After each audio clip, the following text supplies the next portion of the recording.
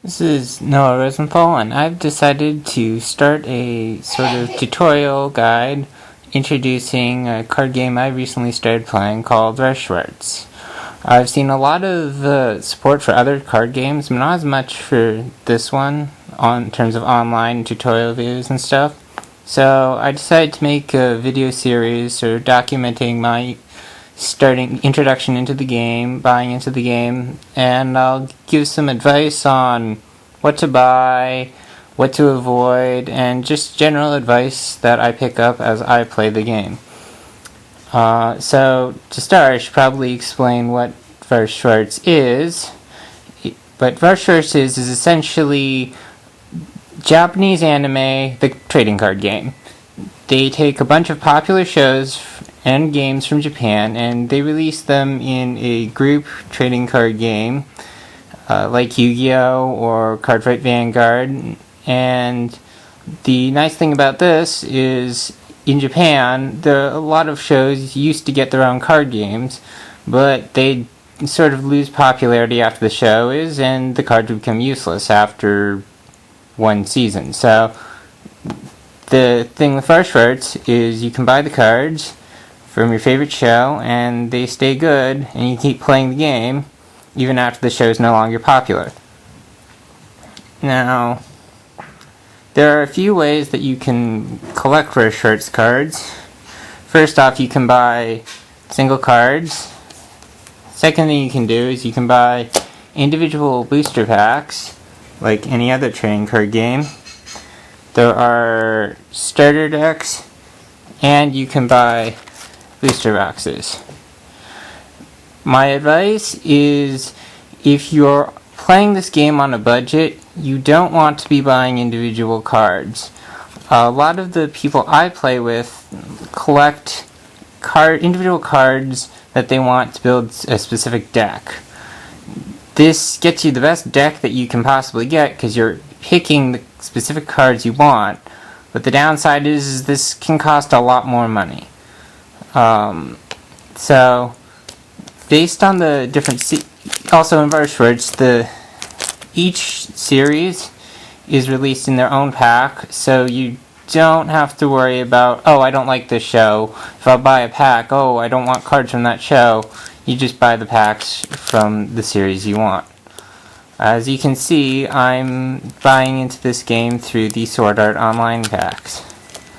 Now, if you're trying to save some money on this game, you also probably don't want to be buying the individual booster packs. So instead, you probably want to buy a booster box, which comes with 20 packs, and according to the box pricing, it costs 20 times as much as an individual pack, but in online stores, these actually tend to be a lot cheaper than buying 20 booster packs. The other advantage of buying a box is Bushiroads, the company that makes Wiess Schwartz, has actually guaranteed certain ratios of rare cards and stuff in the packs with the boxes that you aren't guaranteed with the packs. So if you buy a box, you're guaranteed to get at least 4 what are called double rare cards, which in terms of the gameplay are generally your most powerful cards in your deck. And that's why you buy a box to get 4 of those instead of a pack. If you buy 20 packs, you could, and your luck is really bad, you could wind up with no double rares, no level 3s, a bunch of other stuff, which I'll explain later when I get to a tutorial on the rules. And that's not good, and you can't play the game that way. Now, the absolute cheapest option to get a playable deck is to buy the pre-made starter deck. Bushiroads is a very nice company in that they make their starter decks actually winnable. If you have the starter deck against somebody who's bought individual cards in, say, Yu-Gi-Oh!, you pretty much are screwed. You'll lose 99 out of 100 games, pretty much. In Wiess Schwartz, you'll win 1 every 4 games, maybe.